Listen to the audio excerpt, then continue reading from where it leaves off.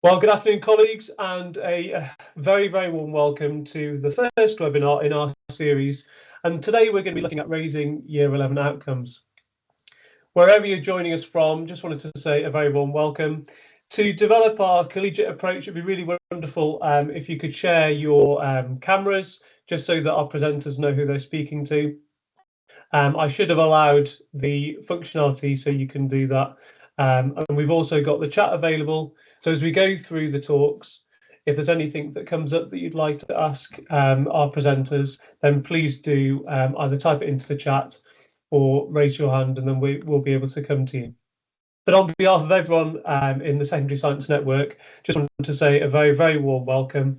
Two people I wanted to say particularly thanks to is Brian and Tracy, so two colleagues from the SSN who've worked really, really hard behind the scenes, and a huge thanks to our presenters. So what is the SSN? Well, the Secondary Science Network is now over 140 academies, which is basically serving over 100,000 students. We've got a couple of different programs this year. So we've got our webinars, which are starting, our first one today, next one coming up on leading people on the 13th of November. But also this academic year, we're going to be offering curriculum leaders and leaders across our family of schools opportunities to visit other academies, and that'll be across the UK. So we're really, really excited about that. And we've also got a secondary network conference, which is taking place at the end of this year. Details will be coming up. What I thought I'd share with you very quickly is our school visit days. So we just wanted to give a plug right at the start of our webinars to this upcoming event. Basically, it's an opportunity for you to go into a school, have a look at their practice, share ideas with other leaders, like-minded leaders, and have an opportunity to really reflect on yourself as a leader when visiting another school, but also what are those schools doing. If you'd like to get involved in this, then please do scan the QR code. And also, as we go through today, we'll put that link in the chat. After today, we'll send out some further information to you. Brilliant. Well, what's going on today? Well, we're going to be hearing from some colleagues across our network with a key focus on how they've improved Year 11 outcomes, how they've developed and enhanced their own academies to yield that success. So huge range of academies on offer, and we're going to kickstart with Kim from Australia Academy Trust, who's based in St Neots in North Academy. So Kim, delighted to welcome you. Thank you so much for your time, and you can take control. Over to you. Thank you, James. Okay, hello. So for those of you who don't know me, my name is Kimberly Hackworth. I am Assistant Principal for Science at Yr11, and as James said, we are based in St Neots. So I'm just going to quickly talk to you about our journey. I've been in post, well, I've been at the school for a year now. I've been in post starting at Head of Science from around about this time last year. So we've been on an exciting journey. So I'm sharing with you some of our figures in terms of our results from GCSE last year. So a bit of context around our department. Last year, there were 6 new members of the team at the beginning of the year, and our department number is 8. So pretty much a brand new team from 24-25. We've got pupil premium at 28% and SEN at 19%. And our results were positive last year. We had huge improvements on the previous year. So 4+ at 72.2, so that's up 13. 5+, 56.4, up 23.7, which is a huge number. We were really proud of that. And 7+, 17.4, up 12.1. So increases across the board, including pupil premium, so up 15%, SEN up 11%, and our average point score went up by 0.9. So really happy about those. So I'm going to talk to you about the key strategies really that we feel supported those strong improvements in results. I'm going to start with recruitment and move on to collaboration and quality of teaching and learning. So for probably the fundamental thing that caused the change was recruitment and the strategy and the approach to recruitment. This is really a cross-trust strategy that's coming into play. So we had obviously new staff in the beginning of September 2024, and obviously I've taken over as head of department in that time. So I actually came originally as lead practitioner, and then there was an opportunity as head of department following this. So we've kind of solved part of our recruitment problem. We had a really high turnover of staff, and we started doing this by recruiting lead practitioners at first to attract talent into the trust and into the school. So we had a new lead practitioner for science, who's my colleague Eddie. He's brilliant. And I came in as a whole school lead practitioner. We also did some recruitment in Teach First. So one of our key recruitment strategies is the use of Teach First, so that we can train and mentor our staff in kind of the ways that we do things, because we do things a little bit differently sometimes. So it really allows us to build really good teaching staff who work within our trust really well. That's been really positive. I've just had a new teacher this year as well, so that's been good. So that helps us get specialist staff as well. So we get them when they're new to teaching and train them up by supporting them as they learn on the job. And we do this, partially it's this mentoring program that we do. They build really strong relationships, mentors and Teach Firsts particularly, and then we support them through their ECT. But we've also done kind of internal promotions where we've got talent within our department, and there's a lot of care around workload, particularly at the teacher level. So lots of support goes into place to try and reduce that workload, which we know is a huge problem in our industry, to support staff as best as possible and like retain our really strong teaching staff. That was our starting point for recruitment. It's a bit hard to discuss really for me because I wasn't really a big part of the recruitment, but lots of it has had a good impact. So the impact on our action on recruitment, obviously we've had a massive increase in our results. So the 0.9 average point score increase is huge for us. But it also has massively improved our teaching and learning quality in our classrooms for science, which I'll go into a little bit later in my presentation. In terms of what we would do differently, it's actually quite a difficult one. I would say we had a Teach First who started in October. That wasn't the best start point for our Teach First. September is the best time because really when you're doing all of those insets and kind of like onboarding of staff, that all happens in September. So I would recommend if you're going to use Teach Firsts, do that at a September start point. It just makes the transition a lot easier. We've done that this year. And we've tried to overstaff where possible with Teach First to alleviate some of that pressure on staff. That allows for better mentoring and retention as well. So the more time we give to our mentors, the more time they can then spend with their Teach Firsts. So that was our action one. Action two, I've had a look at kind of collaboration with our central team. So one of the big things we wanted to do was improve our curriculum offer, which was quite varied. This was actually something that was starting to happen before I arrived. So we have gone with a centralised, bookletised curriculum. How we've done this, though, we haven't just been kind of passed a curriculum and started teaching it. We've actually worked quite closely with the central team as part of our subject community. So all heads of department and lead practitioners have access to the subject community and meet regularly to try and benefit from having a centralised trust team, but also getting kind of the individual context of each of our departments across all of our trust schools so that we can get the very most out of that. And that works really well. So that's the general idea behind a subject community, and I'd really recommend that. I've worked across many and they're really good. So yeah, we've done a bookletised curriculum as well. So for all of our lessons, this just means that we basically have an enhanced basic offer at the first point from our bookletised curriculum. And it also reduces teacher workload in terms of resourcing because there is then more time to work on what we call intellectual preparation, which I'll talk about a little bit later. But the idea that we're really thinking about the subject that we're delivering and how we're actually doing that delivery rather than trying to put together a resource. I know in the past I've definitely spent lots of time scrambling together, putting PowerPoints together, and this kind of overcomes that problem. As well as the booklets for our curriculum, we've also had centralised revision materials from a trust level. This has been really useful, particularly for our Year 11 raising achievement, because we've been able to use those centralised materials again, takes away the resourcing time. We're able to use it how we want to, and we can be a bit more strategic with it. So there's actually more time going into kind of analysis of data, as opposed to like resourcing in the first place. We can actually target those specific areas of weakness that we know our scholars have.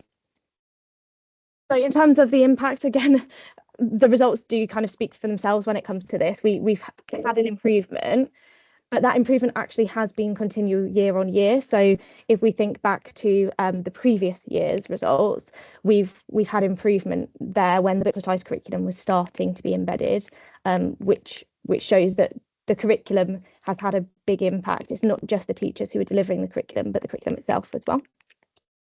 In terms of what to do differently, this is quite a tricky one again, but what I've said is that I would probably engage a bit more at the draft stages of the booklet. So this year, we're trying to be a bit more involved, and I want my team to be more involved in that, not just leaders of my team, because I think they've got a lot to offer. So widening that scope of the subject community would be brilliant. Okay, last but not least, we've got quality of teaching and learning. So I said I would come back around to this. We really wanted to improve the quality of teaching and learning and make it consistent across all of our teachers, no matter head of department or teach first. You were getting a really good offer in the classroom for all of our scholars. So one of the main things we do at trust level is we really invest in our pedagogy, and we are invested in Teach Like a Champion from Doug Lemov and Rosenshine's principles as well. So we really focus on those, and we explicitly deliver that to our staff so that they can upskill. So we do whole school deliberate practice sessions where we take time to really like iron out those techniques, practice them with other members of staff so that we're ready for that in the classroom. Introducing new techniques as well on a whole school basis so that we can kind of continually improve across the school. And then we use our department time to intellectually prep. So not only are we looking at the content of the lesson, but we're actually looking at how we can do some of these techniques from TLAC and where they would best fit to really make the most out of our lesson and drill that knowledge with our scholars. So we've kind of been building fluency. That's been our big focus at the moment. So in terms of the impact, yes, we've had an improvement in results, but actually I think the most important impact here is our scholar voice. So particularly our Year 11 scholar voice last year, they really weren't confident in the teaching staff. Historically, they didn't find it a positive experience. They weren't convinced that they were getting a good offer. But we had a massive shift in student voice and huge appreciation for the team, particularly by the end of Year 11. And we, in terms of what we would do in future, I would love to invest more time in peer motivation and coaching within the department, but actually whole school as well, and be a bit more directive. So make sure that my Teach First, for example, are going into lessons and really seeing those techniques in action, because there's a huge amount that they can do by popping into lessons and really seeing how it works in real time in science. So that would be what I would do. But yeah, that is everything. If you have any particular questions, queries, this isn't everything we've done, but these are probably the highest leverage things that we've done in the past year to raise achievement. We've got a question in the chat from Dean. How do you differentiate / adapt the booklets for students with SEND or students who are more high priority students or gifted and talented? Yeah, this is actually a really good question. So the booklets are quite high pitched, if I'm honest. So they're there really so that we have kind of like the breadth of the curriculum, and what we do when we intellectually prep is we kind of narrow that down. So for example, my bottom set Year 8 that I taught today, there are aspects of the booklet that I've kind of, as part of intellectual prep with my team, actually I did this lesson with my team, and we talked about, well, what are the core knowledge takeaways from this lesson. So we have a document which identifies the core knowledge, and so sometimes we streamline it down a little bit towards our like lower attaining students or SEND students, for example. The booklets actually really support SEND scholars, so they because it reduces cognitive load, it's a really huge thing for our SEN scholars, and because we can actually put the scaffold into the booklet or take it away, then it makes it really, really easy to do. We can amend our booklet at source as well. Sorry, I'm just reading that other question. So we actually don't use PowerPoint at all. Sorry, it's hard to, I forget that people don't do the same thing as me every single day. So we use visualizers. So I have a teacher copy of the booklet, and the students all have a copy of the booklet as well. And so I use the booklet under the visualizer, and we do things like modelled reading as we do that. So like different students will read aspects of the booklet. So we're kind of increasing those. Do they not get bored? No, actually, they do every lesson every single day. They actually don't get bored. It's a bit of a different technique.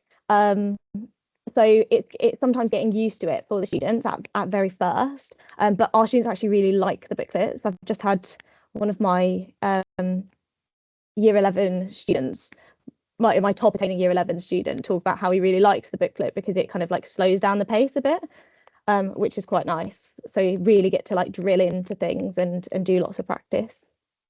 An example I don't actually have one with me, but I can send out examples of like what our book, like a bookletized lesson. That's absolutely fine. Thank you, Sam. Perfect. Thank you so much, Kim. Really do appreciate No problem. your input there, and particularly going through those questions. That was really helpful.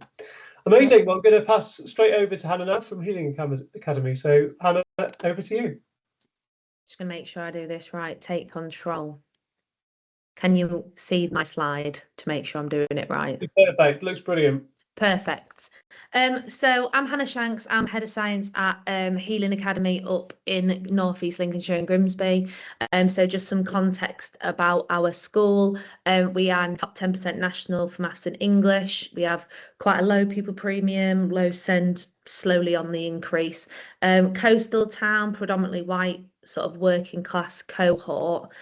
So I've done now, this is my start of my third full year at this particular school. So the sort of actions that I'm going to show you are what I put in place when I started there, and just some sort of context to sort of improvement in outcomes. From when I started to as of last summer, we've managed to take 7 pluses up 20% to 21.3%. 5 pluses is gone up 43% to 70.1%. Our 4 pluses has gone up 27.5% to 84.5%. And we're currently 100% one pluses. So the sort of PA, SPI, depending if you use scissor or not, since then we've made about a plus 0.96 increase in students' P8 or SPI, so massive improvements. And again, with the maths and English that our students have and their outcomes they're getting, we should also be in line with that in science. And we're actually the highest performing core subject now in the school, and we have been for the last 2 years. So these are our main sort of more sort of intervention strategies for Year 11s that we've put in. So our first one, some people will be familiar with this, some people won't, is Attainment. So one thing I did when I started is I analysed the previous Year 11s, which I never met, and their AOs, and they were really bad at AO1. So that was one of the main things we needed to fix. So we've set up Attainment. Attainment, if you're not familiar, is it's app-based, web-based, and the idea is it constantly is getting kids to retrieve their knowledge. So students were given their account in November 2024, and they were expected to do 5 daily goals. So a daily goal, they have to answer so many questions, and the questions give them points. And the idea is that over the year, Tassami will start to learn their strengths and weaknesses and keep pushing them questions that it knows they're not necessarily so great at. So last year, our students did about 1,500 hours extra and answered around 400,000 questions of extra science revision that a lot of them said they would never have done if it weren't for Tassami. You'll also see on the screen some sort of QR codes. So each student every month will get a report that the teacher can print off that shows them their areas of strength, areas of weakness, and then it provides them automatic revision resources to go to as well, which a lot of our students that are quite independent found really useful to sort of target their own intervention. So what would I do differently? So first of all, if budgeting is a problem for you, maybe target students. We've found that some students, no matter how much you nag contact home, just never going to engage in it. So that's one thing. If budget was an issue, then maybe look at that. The other one is we found it really important if parents understood what it was, if parents valued it, understood the rationale behind why you need their child to engage in it, then we managed to get more uptake from students. We also found that doing competitions with students was really helpful as well. So posting like which class had the most daily goals or which class ranked in the most questions. We sort of changed up what the sort of celebration was for that week. Again, it can be quite expensive, but they do offer really great discounts if you've got more schools or you're sort of repeat customer with them. And again, for every, sorry about the kitten, for every if you get science, you also get a second subject. So for example, this year we've chosen our second subject as MFL. So again, the cost can sort of be shared across both subjects. This year we've actually launched it with our year 10s and our year 11s, and so far they've had it for around 5 weeks. They're now already hitting across both year groups about 600 hours of extra revision in 5 weeks alone. So the kids are really starting to buy into it. The next one for me for our action 2 is strategically identifying areas of focus. So some people may be familiar with this, but there's quite a few trust leads and heads of department that sort of work together around this idea of a 5-year analysis. So actually analysing what topics come up every year on AQA, what topics haven't come up so often, and using that to identify what topics you're going to focus on within your specific intervention strategy. So what we started to do is look at what do we need to be focusing on for homeworks, revision, starters, when we had our drop-down sessions. We shared this document with students as well, so that they could actually look at, right, this topic comes up every year. How confident am I? This topic hasn't come up for 2 years, so maybe it might be worth me spending a little bit more time on it. And the kids absolutely loved it. They'd come out the exam thinking that we like psychics. So the success rate on that was about 60-70%. So what we were saying to students could come up, about 60-70% of that did. So it really, really helped informs my staff and the students where to focus. So what would I do differently? I'd have it earlier in the year. So it's one of my half-term jobs to work on so that we can start it now. Look at skills on papers rather than just topics that come up. Again, so if we notice that, right, every year there's only going to be 2 methods that come up across the 6 papers, as the methods start to appear as the kids are doing the exams, maybe then say to students, right, you might want to focus instead of on a method more on the skills. Make sure again students have copies of this earlier in the year, and again put coding in for my school, particularly for students, to show them that historically kids at our school struggle with these topics, so that they can also see things that they might want to focus on. That'll also allow us as staff to look at how are we teaching it. Again, other key bits of information is you really need to get it across to your staff and students that this is not a definitive list of what will come up, it's what may come up. And yeah, it's something that we will be using. I know quite a few people probably here today also used that similar document to inform their intervention. And then the last one from me was something that I set up when I started at the school.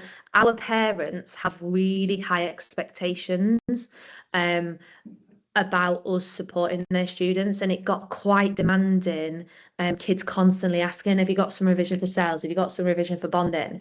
So we really wanted to try and put resources in place for students for their own independent revision. We are lucky that our students will go home and they will revise, but they just needed somewhere to go. So we set up a GCSE science revision classroom, and students can click into that, and there are resources for everything possible. We've got revision topic lists, practice papers, topic booklets, mind maps, flashcards, knowledge organisers, everything possible that we could sort of get our hands on as I find things, people make things, it goes in there. Now, it was great because it was zero cost. It just required time. And again, as the years go on, we're managing to put more and more resources in there. Now, one thing that I really did find is some of our students who aren't so independent went in there and it was just way too overwhelming for them to even figure out where to start. So I've not managed to put a picture of one on there, but I can share them out. I made something called a revise-a-thon. So the idea is I took the whole specification and made it into an 8-week revise plan. So if you wanted to start revising biology, here's really small bite-sized tasks you could do across a week with some QR codes to exam style questions to practice. And for some of our students that aren't so independent, that was a really great starting point for them to sort of start their own revision journey. So how we've changed it this year, we've actually invited the year 10s into it. It originally was only year 11s. We have also made a key stage 3 version, which we're trialing currently with year 7s, trying to build that habit. Now, students who didn't have IT access, we now at school have a Wednesday like homework club where they can go and access and they can print the resources that they might need. And just some key bits of information, really. Like I've just said, it was our higher attaining proactive students found it easier to access. It required a lot more support for students that aren't so proactive. Parents really loved it. They were super satisfied. They even started complaining that other subjects weren't providing the same, which was sort of great for us and not so great for some other subjects. And again, we communicated constantly to parents before assessments, etc. This is the resource your child has. This is how we recommend them start using it. If anyone's got any questions, or if anyone would like copies of like the revise-a-thons as an example, please feel free to let me know. I will stop being in control now, James. Amazing. Thank you so much. We've got about a minute. If anyone's got any questions, if you've got any questions, please do drop them into the chat. Otherwise, we're going to go on to chat to Kaylee from Kinver High School. So any questions before we move on? Right.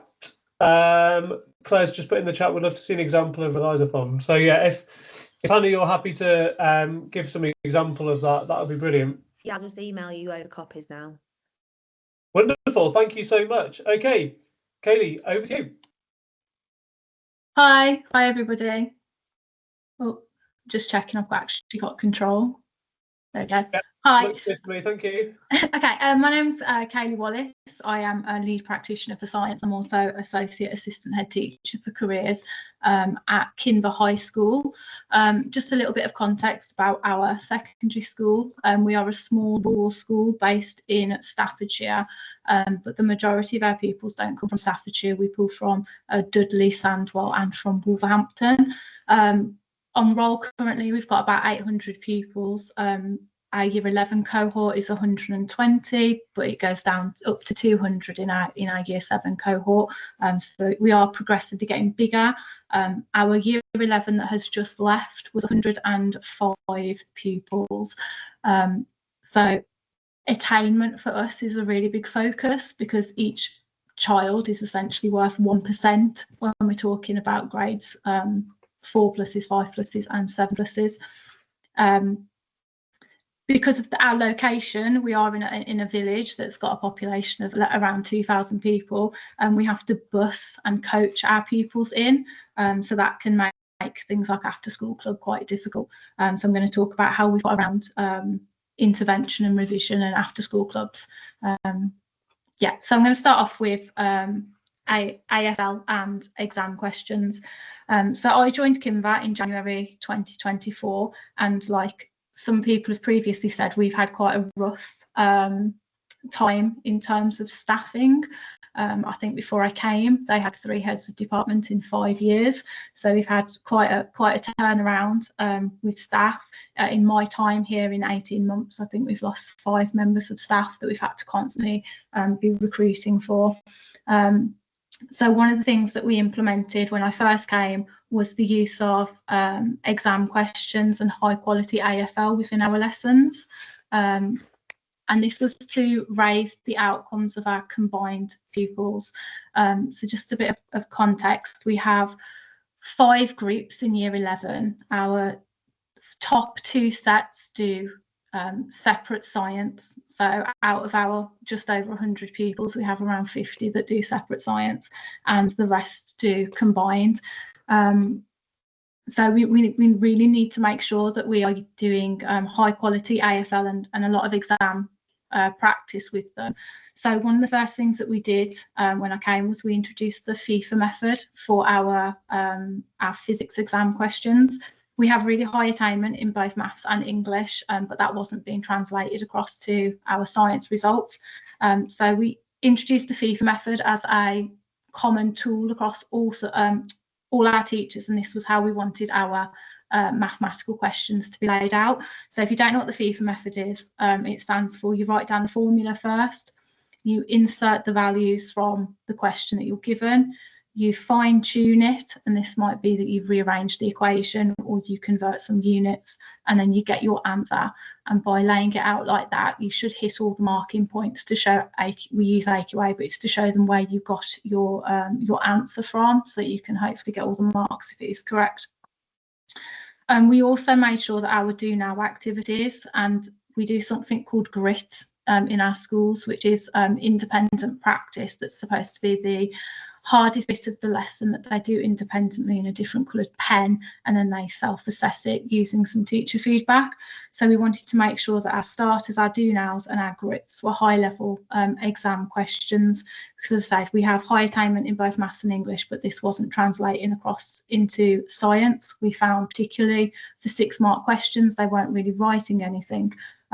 So we tried to embed, well, we did embed a lot of exam practice into our lessons to get them used to just doing exam practice and the exposure of the different exam questions. We also had our Director of Science, Becky Lennon, who I know is on the call. She ran an inset day in January. So when we were all on training, she took all of our Year 11 pupils into the lecture theatre, and she did a common high-level exam questions that come up, and there's an example on the PowerPoint here, but she analysed mark schemes with the pupils to show them common words that come up for certain questions. So she'd have the same topic and different questions that are asking the same things to show the commonality in the mark schemes, so that pupils know if this question comes up, these are the key words that you need to be saying in order to get the marks. We did quite a lot of walking, talking mocks as well, both in lessons and also in the exam hall, again, to get them used to a lot of exam practice. And one thing that I was really insistent on when I first joined was the use of visualisers. So all staff within the science department had some CPD, which I ran, on how to effectively use the visualiser for modelling, for live marking, and also to show pupils your thinking and your understanding of the question whilst you were answering it, to try and build on pupils' metacognition. We expose pupils to a lot of mark schemes as well.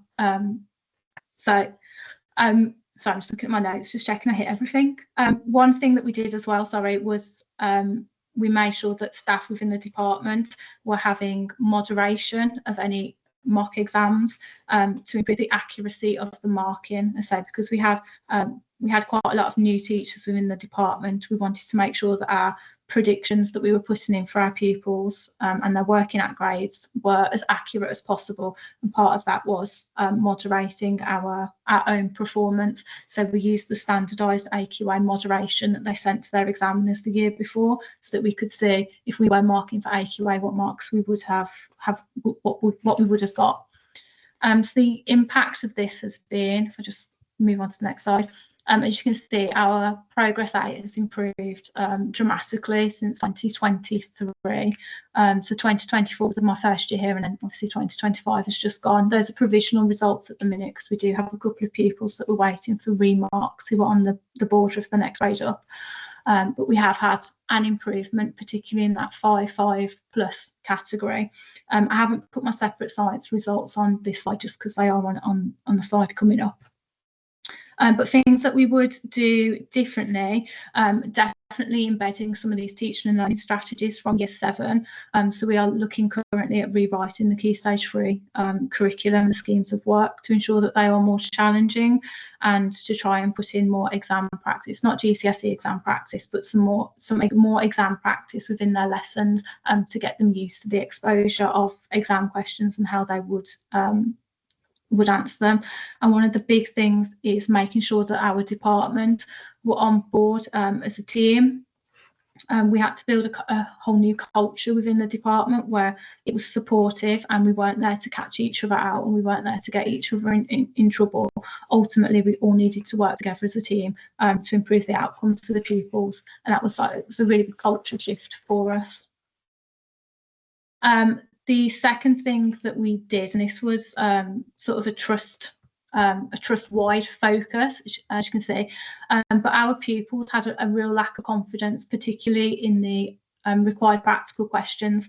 So when we analysed our data last September, when we had to look at where they were picking up marks, we found that we were picking up a lot less marks compared to the national average when it came to the required practical questions. They had a lack of confidence with it. They were often skipping the questions and not attempting them. Or if they were attempting them, it was just methods that weren't really naming equipment, or weren't really going into enough detail in order to pick up the higher level marks. So our trust director, Becky, she came up with these visuals, which we have now displayed in all our classrooms, and they're printed off into the pupils' books. But it's SIDE, VRAP and SLURP, and these are our common acronyms and terminology that we're using whenever we have required practical questions that we do. So if we are analysing a graph, if we're drawing a graph, we use SLURP. So have they drawn an appropriate scales? Have they labelled their axes? Have they put the units on? Have they used a ruler if it's a straight line? And have they plotted their points using a pencil and circled any of the anomalies? We have also spent quite a lot of time reteaching required practicals, so making sure that pupils have actually been exposed to and having a go at the practicals. Obviously, where we have had supply in the department historically, some of our pupils haven't been exposed to the required practicals. They might have seen it in a video but not actually had a go at it themselves. So we made sure that we have done carousel activities with all our Year 11s, where we had several rooms set up with the equipment in, and they had to go in and follow the method and get the results. We then pulled off AQA Exam Pro lots of different practical questions for them to have a go at. We've been giving pupils the time that they need to do the required practicals, not rushing them. So we make sure that if we are teaching a required practical, we spend one whole lesson teaching the concept behind it. So this might be specific heat capacity. We spent a lesson teaching it. They've then done a lesson doing that practical, plotting the results and analysing their results. And then we've had a follow-up lesson where we've pulled pretty much every single question off AQA Exam Pro, and we've attempted them. We've looked at the common terminology, we've marked them, tried to look at the mark scheme. And this really had had a really positive impact, and pupils could see that there was common terminology that they were having to use. They're having to make sure that they named equipment and said how that they were going to use the equipment. We've also done we have online revision, and I'll touch on our intervention in a second, but we do quite a lot of online revision with our pupils, and we made sure that our online revision, the focus was required practicals. So again, we pulled off exam questions, we had videos embedded into the PowerPoints so that they could go back and rewatch the practical. We had keywords that they had to use. We made sure that some of the questions were the how science work questions, like did they know how to calculate uncertainty? Do they know how to calculate a mean? Do they know when they need to ignore results when they're calculating their mean? And that's had a really positive impact, all these things, really taking the time to focus on the required practicals. Because last year, we've started to use AQA analysis now for our results, data insights. And as you can see, the orange bar is the percentage of marks we're picking up on the required practicals in 2024, and the purple bar is what we've been picking up for the required practicals this year. And as you can see, we have had there has been an improvement with our results this year. And not only has the results improved, pupils were definitely more confident going into exams, that if a required practical came up, they would be able to attempt it, and they would not just do a superficial answer, they would go into detail with it. So again, when we're rewriting our schemes of work, we're making sure that we're embedding these practical skills right the way from year 7. We made sure that we did QA with our pupils, and making sure that they were aware of the terminology that we were using, the size of the VRAP, the slurp, and we needed again to change the culture in the department to make sure that all staff were on board and all staff were using it. And if they weren't using it, we had CPD so that we could ensure that everybody understood the meanings and when to use them, trying to again change that culture, that we're not there to catch each other out, we're here to work as a team, and there ultimately to improve the outcomes for our pupils. Our final action, and we are really lucky, and I know that there's probably going to be a lot of questions on this, we are really fortunate that our head teacher really give service to intervention, and our intervention is built within our curriculum time. So because of our location, and as I've said, because we bus and coach our pupils in, we've had to build after school clubs into our curriculum. So 2 days a week we have an extended school day that's part of our hours, and within that time we have core intervention. So we get every single week we get an additional 2 hours of intervention on across a Tuesday and a Wednesday, and then on a Friday, period 4 and 5, that is also intervention time for our Year 11 pupils. So we meet once a half term as a RAG group, which is made up of all the core HODs and myself, and we look at pupils' attainment and how they are doing.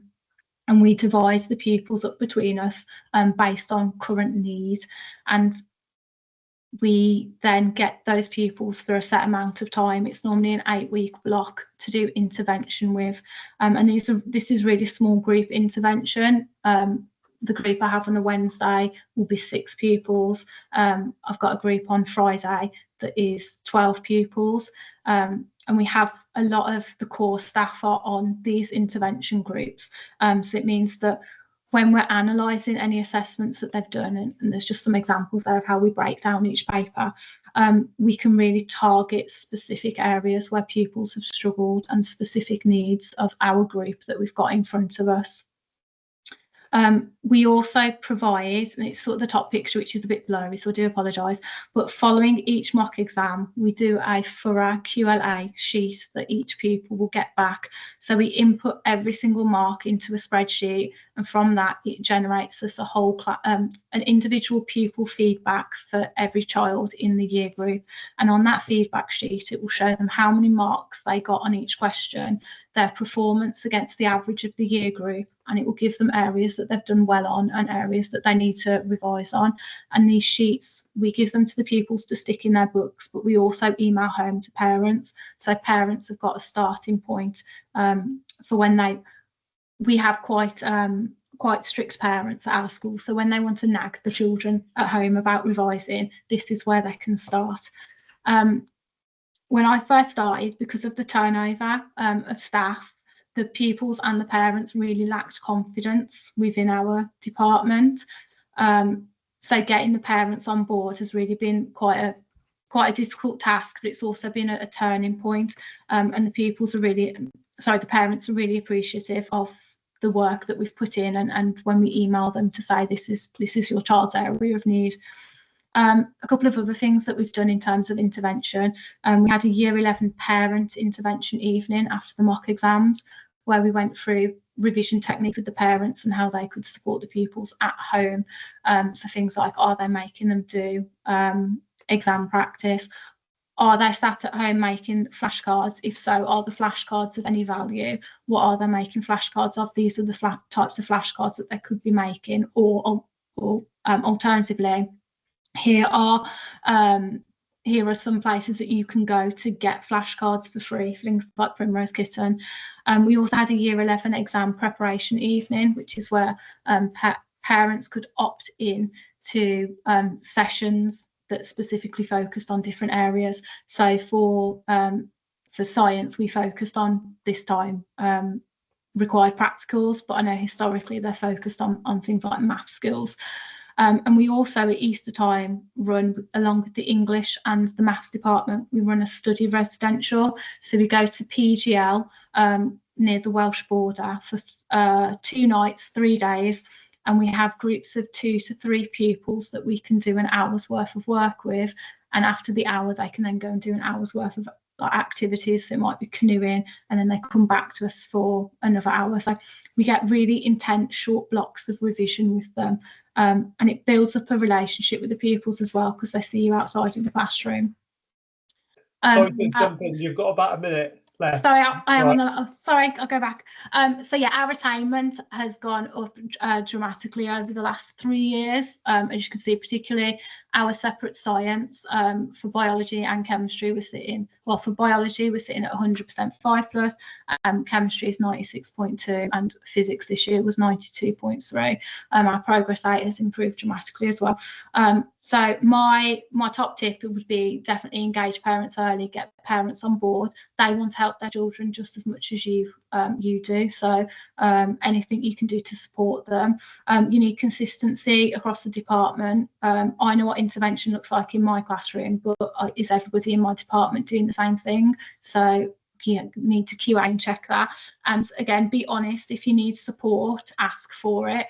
Our head teacher, if you go to her and say, this is what I need, ultimately they want you to be able to do what's best for the kids. So yeah, just ask for any help. Perfect.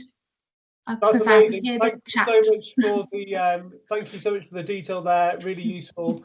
And if you've got any questions, why don't you put them into the chat, and then Kaylee will be able to pick those up as we go on to our next presentation. So delighted to hand over to Abby. Hiya, yeah, so I'm Abby Moore, I'm Head of Science at Buell Hill Academy. So a little bit of background about Buell. So Buell is located in a very deprived area of Salford. We are above national average for PP, SEN and EAL. The community, we've kind of got a poor reputation in the community in terms of previously we've had really poor behaviour, really poor results and really poor attendance. And in 2024, Northern Education Trust took over. And since then, we've seen a drastic turn in results and culture around the school, and the local community is starting to look at us in a more positive way. So our overall 2 science grades, if we look at the increase, 4+ is an increase of 25%, and 5+ is an increase of 33%. If we then split that up, into combined and triple, so we focus on our combined first. The highlighted in green there is how we have improved from 2024, which is pre-net, to 2025, which is our first year under Northern Education Trust for our results. Previously never having any 7+ students, and then coming in 2025, in combined we've got 10%.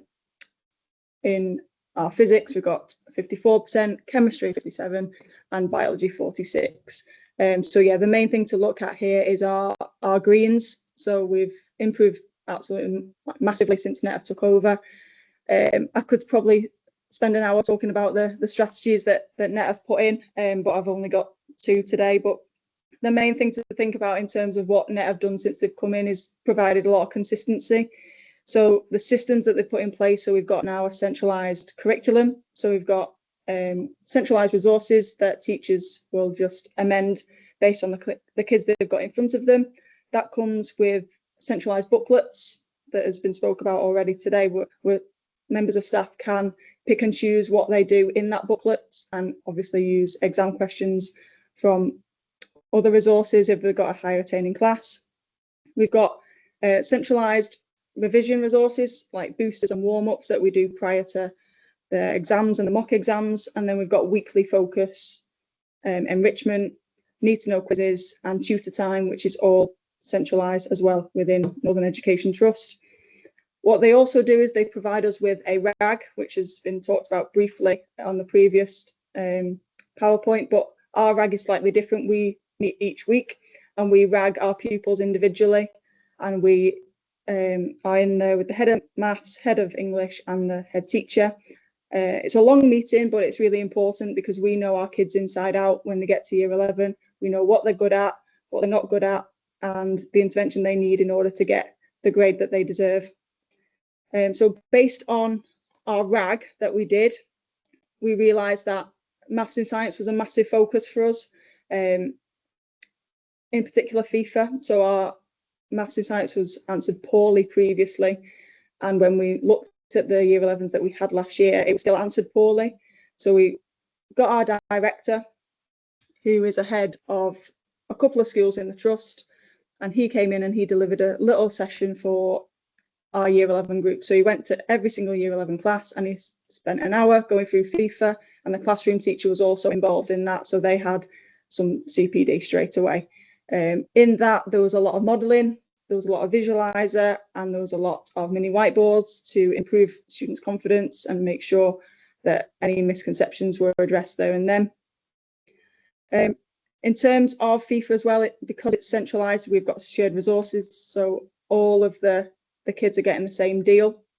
With our RAG, our kids were moved classes quite a bit, depending on how well they were performing. So it didn't matter if they were in my class or the seconds or teachers' classes, they were getting the exact same FIFA method. They were getting exactly the same deal wherever they were. How that impacted us, so similar to the previous PowerPoint, is we looked at our AQA figures as well, and we actually increased our attainment by 11% math skills in physics paper 1, 10% math skills in physics paper 2, and 17% figures on physics paper 2 in higher tier. So it worked. What we did, we drilled it in from the get-go in year 11, and it worked in our results. What we would do differently, and what we have done differently this year, is our FIFA has been drilled out to our pupils from year 7. So every single year, year 7, year 8, year 9, year 10 and year 11, there will be FIFA slides throughout the curriculum, and that will just reduce their cognitive load. By the time they get to year 11, we don't need to keep going over what FIFA is. They know exactly what they need to do. And that, yeah, like I said, that's drilled in from year 7. In terms of action 2, when we looked at RAG at the start of year 11, we also suffered quite a heavy staffing issue, and there was a lot of supply. So our previous year 11s, when they were in year 10, they had a lot of supply, so they had quite a lot of gaps in knowledge. So we came up with some like consistent retrieval practice, where we had 20 questions from every single section of biology, chemistry and physics, and we handed those with the answers to the pupils. And we said to them, this week we're going to focus on B1, for example. Go away and learn all the 20 questions from B1. And then when they came in for the lessons, they were in the spell task, so in the starters. They were in tutor time because we had specific science tutor time based on intervention from RAG. And they were also on a Friday quiz. So the Friday quiz would be, there's the whole lot of 20 questions from B1. You've got 5 minutes, off you go, how many you can do. The answers and the results from that was logged on a spreadsheet, and it was also logged on a leaderboard. So that had a little bit of competition between staff and students. So it was nice to feel on the corridors on a Friday after the lesson. It would be who's highest of the leaderboard, or they've knocked you off, and things like that. So a little bit of fun as well as retrieval practice. That retrieval practice linked to the Seneca homework that they get weekly, and it also linked to the enrichment that they did on a Friday after school. So it was targeted that way, because students were told to come to intervention and phone calls were made if they didn't turn up, based off what we know about them on the RAG, whether they need to be there or not. So the focus on the AO1 worked for us. So I looked again at the AQA breakdown, and it was a really, really strong recall on AO1 answers in the exams from all of it, not just triple, not just trilogy, from every single paper. So biology, chemistry, physics in combined, paper 1s and 2s, and the same for triples as well. If I was to do anything differently, we've started earlier, like we've done this year. So when we did it for year 11s, we only started it January onwards, whereas our current year 11s got it and the first week back in September. So it was the first week back, welcome back. Here's 20 questions, all for paper 1. You need to revise these ready for your mocks. And we'll do very similar in the next couple of weeks when we start to revise. We'll be like, this week you've got B1, you need to go away and learn it. It's in your bell task, and there is your Friday quiz, and we'll do a leaderboard as well. And that is me. Any questions? Perfect. Does anyone have any questions? We can pause for a minute, see if anything comes through in the chat. Well, if anything does come up, if you've got any other questions, then please do put them in the chat. And I know Abby will be able to pick those up as we go through. Well, perfect. Faye, not last but not least, we are delighted to have you here. You've been waiting a long time, so I really do appreciate your input now. So straight over to you. Lovely, thank you. So, hi everyone. I'm Faye Lipton, and I'm head of science at Outward Academy Hemsworth, which is an 11 to 18 secondary academy in Wakefield. For a bit of context about our school, we have relatively high levels of deprivation. You can see there we're 40.9% free school meals.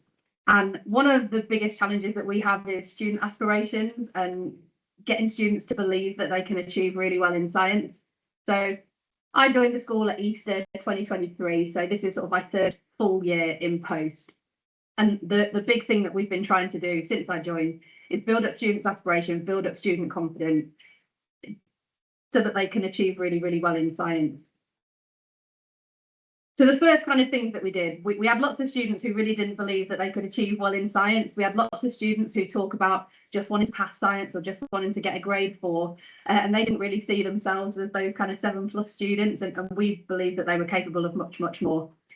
It's really, really easy in schools like ours to talk a lot about 4+ and 5+, but we wanted to kind of shift that conversation to talk to students about, well, how do you become a 7+ student? So that's one of the first things that we did. We started talking about that a lot in lessons. We talked about that a lot in staff meetings, and we tried to really deliberately shift our language so that we were constantly talking to students about how they access those higher grades.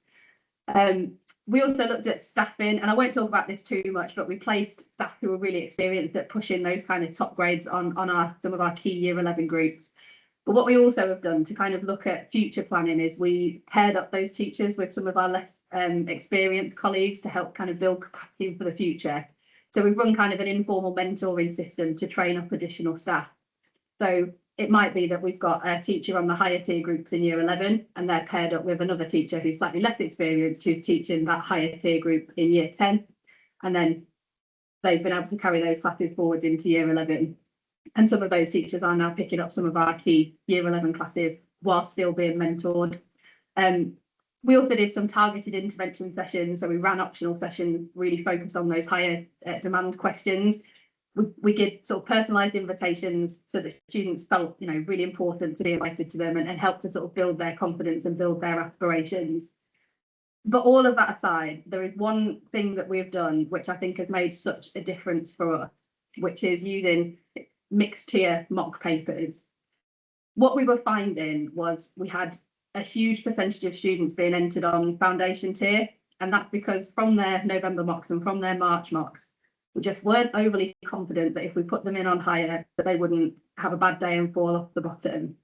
And what we were finding a lot of that, because in November, even our best students weren't quite ready at that point to sit a higher tier paper and to do really well. So what we were finding was that we entered them for these higher tier mock papers.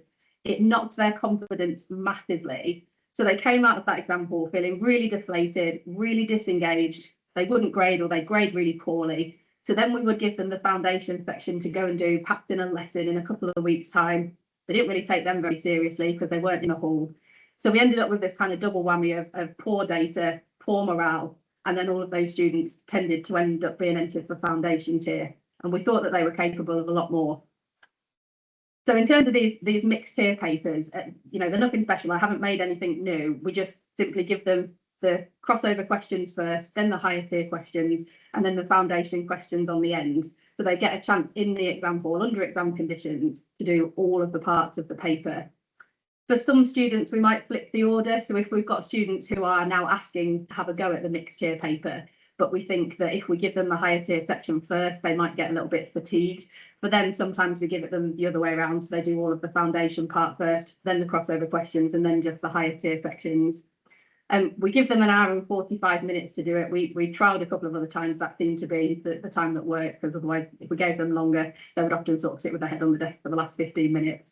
Any lesson, it wasn't quite enough.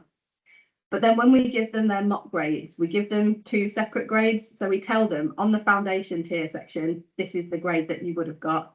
If you'd just done the higher tier section, this is the grade that you would have got. And that is really, really powerful to help us have conversations with students and with their parents around tier decisions. Sometimes we need to tell students, unfortunately, we think the foundation paper is the best tier for you. And then we've got the evidence to say, because look, you got a 5 on foundation and you didn't quite grade on higher. But also it can work the other way around as well, because often we'll have students that maybe get a 4 on foundation and they might be like, oh, yeah, just put me in for foundation, that's fine, I only want a 5 anyway. And then we can show them, oh, but look, actually, look at the grade that you got on higher, and we even think that you can make some progress from there.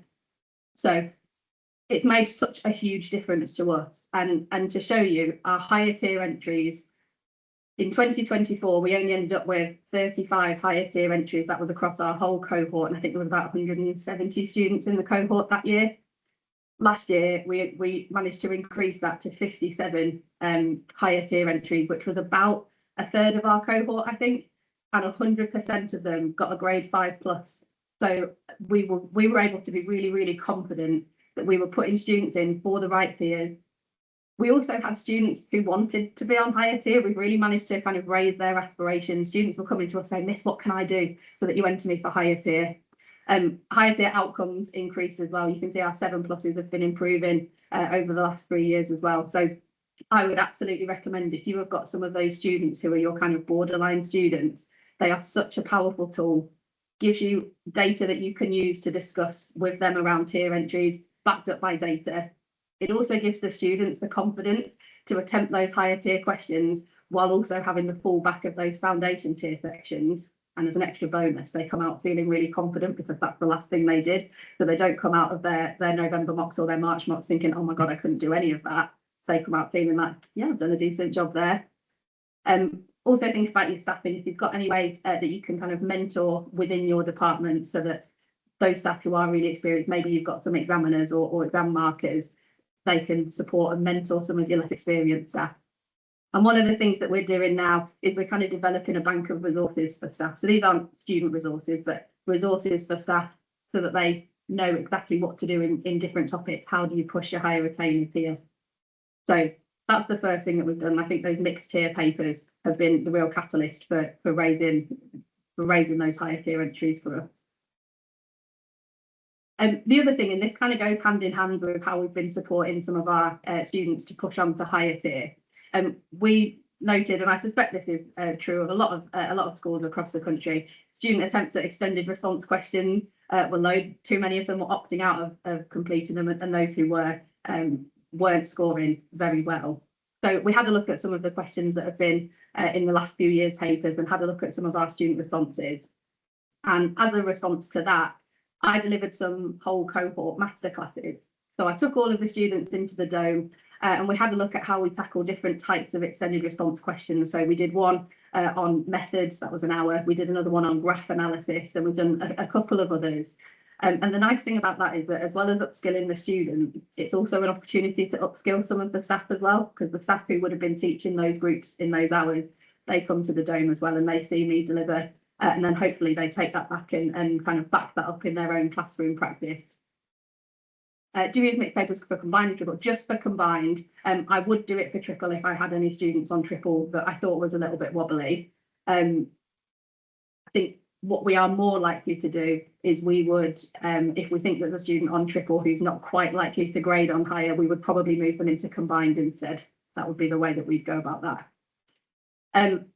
Following these masterclasses, then we then make sure that students get really consistent practice. So every single topic has at least one, if not more, opportunities for students to have a go, not just to answering an extended response question. They get more than one opportunity for that, but to get some really specific feedback on how they've approached their answer. Now, of course, anytime staff have to do marking, that is obviously, there is a workload implication there. So we had to think about how we could give them timely and regular feedback, but without it taking hours and hours and hours of staff time. So we developed and designed these feedback proformas, and effectively they just have kind of the success criteria on there. It says, I know it's a little bit small and blurry, but it says have you, and then it gives the success criteria, and if they have, you just tick it, and if they haven't, you just highlight it, and there's an actionable next step on there. So it might tell them to add something into their answer, or it might tell them to rewrite a section of their answer if it's not overly clear.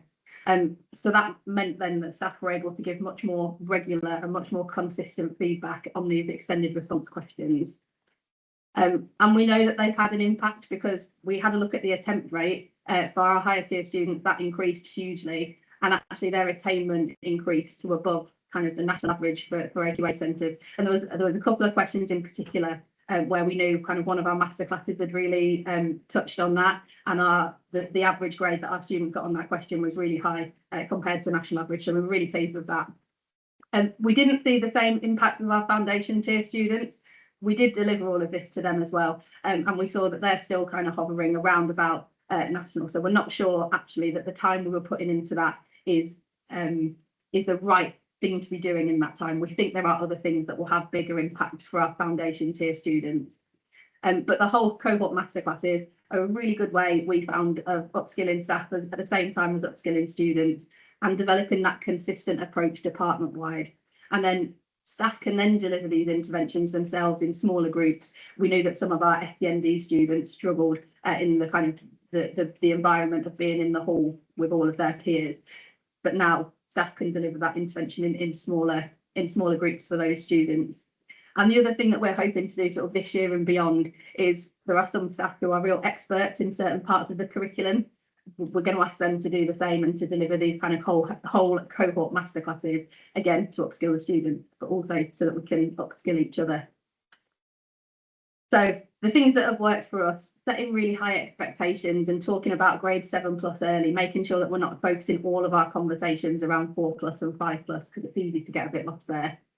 Using our strong staff strategically and investing in them mentoring others in some kind of informal capacity. Those mixed tier mocks, they are really simple, but such a transformative idea. They build real confidence in students, and they give us much better data than just giving them one or the other for those students that are kind of borderline. Masterclasses, really efficient way of upskilling students and staff. And then those structured feedback tools keep our workload manageable, but also help students to make progress on those extended response questions. So that's it from me, unless you've got any questions. Wonderful. Wow, thank you. Really beautiful summary there. I might just leave that, if we can, just leave that summary up because it's a nice way to end. So huge thanks to all of our presenters. Thank you so much, Faye, for that. Really wonderful. So if you've got any questions, feel free to stick them in the chat, but we are about to close. So I just wanted to say on behalf of the Secondary Science Network, thank you so much for coming along. It's been wonderful to partner with you today. We've got our next one coming up in November where we're going to be focusing on leading people. So if you haven't signed up to that yet, then registration is still up. So please do head on over to do that. Well, thank you so much for today. Wishing you all the best. And for those of you who are on half term at the end of this week, feeling quite jealous. Whatever you're doing for half term, have a wonderful time. Take care, everyone, and maybe see you in November.